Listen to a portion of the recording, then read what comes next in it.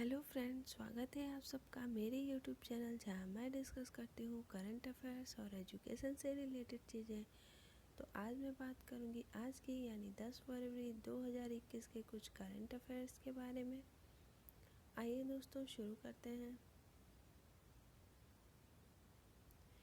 India और अफ़गानिस्तान के बीच MOU sign हुआ।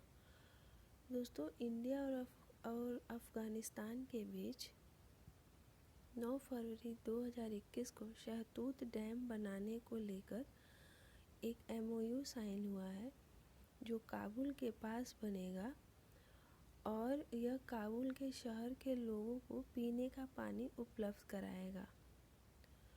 दोस्तों, अगर मैं बात करूं अफ़गानिस्तान की राजधानी की तो वो काबुल है और करेंसी है अफ़गानी। और वहाँ आगे बढ़ते हैं। उत्तर प्रदेश की मोनिता प्रजापति ने 10,000 मीटर रेस वॉक में नया राष्ट्रीय रिकॉर्ड बनाया है।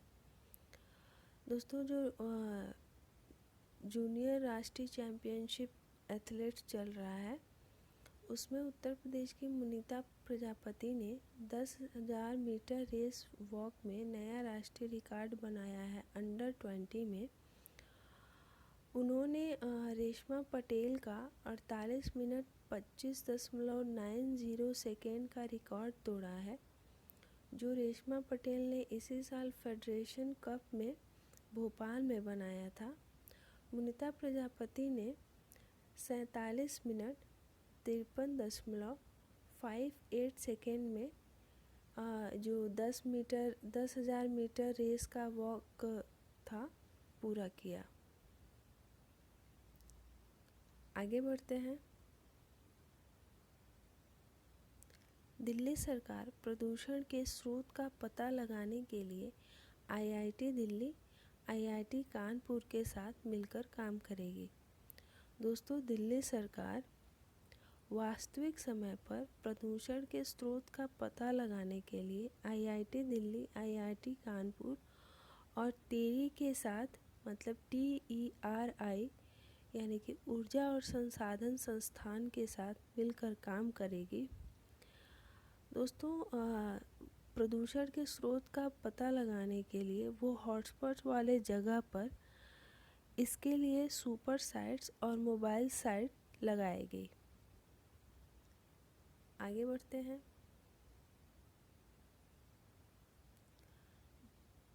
नगोजी ओकोंजो-इवेला को WTO का महानिदेशक चुना गया है। दोस्तों, WTO यानी कि विश्व व्यापार संगठन वर्ल्ड ट्रेड ऑर्गेनाइजेशन का नगोजी ओकोंजो-इवेला को महानिदेशक यानी कि डायरेक्टर जनरल चुना गया है। वो पहली महिला हैं जो WTO की डायरेक्टर जनरल होंगी और पहली अफ्रीकी भी हैं जो WTO की डायरेक्टर जनरल होंगी। वो नाइजीरिया की पूर्व वित्त मंत्री हैं और वो रॉबर्टो अजेवेदो का स्थान लेंगी, जिन्होंने अगस्त 2020 में डायरेक्टर जनरल का पद छोड़ दिया था। दोस्तों, अगर मैं बात करूं WTO की स्थापना की तो इसकी स्थापना 1 जनवरी 1995 को मराकेश समझौता जो मोरक्को में है के तहत हुआ था। इसका मुख्यालय जिनेवा में है जो स्विट्ज़रलैंड का एक शहर है। WTO में 164 देश सदस्य हैं। 29 जुलाई 2016 को अफ़गानिस्तान 164वां सदस्य बना था WTO का। और जो WTO का मुख्य उद्देश्य है वो विश्व में मुक्त व्यापार, अधिक पारदर्शी व्यापार व्यवस्था को स्थापित करना है। और अगर बात करूं तो WTO में भारत के राजदूत ब्रिजेंद्र नवनीत हैं।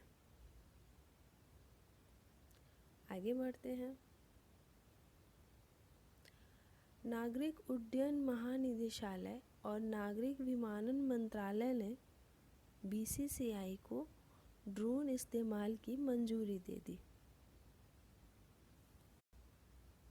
दोस्तों, नागरिक उड्डयन महानिदेशालय DGCA और नागरिक विमानन मंत्रालय ने BCCI को यह मंजूरी सशर्त दी है। BCCI को ड्रोन इस्तेमाल करने से पहले स्थानीय प्रशासन, रक्षा मंत्रालय, गृह मंत्रालय और एयरपोर्ट अथॉरिटी ऑफ इंडिया से मंजूरी लेनी होगी। और अगर बात करूं तो ड्रोन नियम 2021 को लेकर कानून मंत्रालय में बातचीत चल रही है और मार्च तक इसकी मंजूरी मिलने की संभावना है। दोस्तों, अगर बात करूं तो इसके पहले भी 2017 में चैंपियंस ट्रॉफी में ड्रोन का इस्तेमाल हो चुका है, लेकिन 2017 में यह सिर्फ मैच के पहले पिच का विश्लेषण करने के लिए किया गया था। अब जो है ड्रोन का इस्तेमाल पूरे मैच को ड्रोन से कवर करने का है। और अगर बात करूं BCCI के अध्यक्ष की तो वो सौरभ गांगुली हैं। आगे बढ़ते हैं।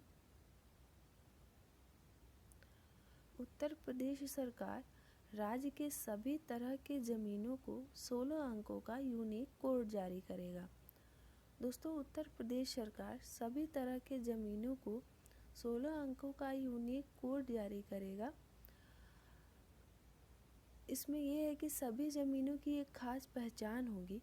इसमें ज़मीन विवाद से जुड़े मामलों की जानकारी होगी, जिससे लोग धोखाधड़ी से बच पाएंगे।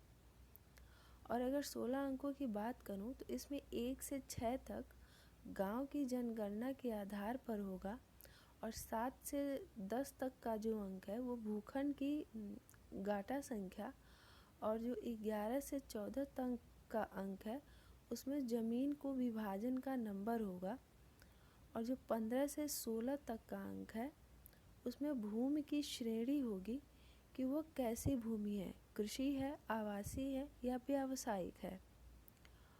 और इसमें यह है कि इसमें पुराने मालिक के साथ साथ नए मालिक का भी नाम दर्ज होगा। आगे बढ़ते हैं। उत्तरी सागर में डेनमार्क दुनिया का पहला ऊर्जा आइसलैंड बनाएगा। दोस्तों, उत्तरी सागर में डेनमार्क दुनिया का पहला ऊर्जा आइसलैंड यानी कि ऊर्जा द्वीप बनाएगा। डेनमार्क ने इस योजना को मंजूरी दे दी है। यह 3 मिलियन यूरोपीय घरों को बिजली देगा। यह कृत्रिम द्वीप शुरुआत में 18 फुटबॉल क्षेत्रों के आकार का होगा। यह हरित ऊर्जा का उत्पादन और भंडारण भी करेगा। दोस्तों, अगर मैं बात करूं डेनमार्क की करेंसी की तो डेनिश क्रोन है। राजधानी की तो कोपेनहेगन है और यह उत्तरी यूरोप का एक देश है। थैंक यू दोस्तों। अगर आपको मेरी ये वीडियो पसंद आई हो तो इसे लाइक, शेयर, कमेंट करें और मेरे चैनल को सब्सक्राइब करें। Thank you.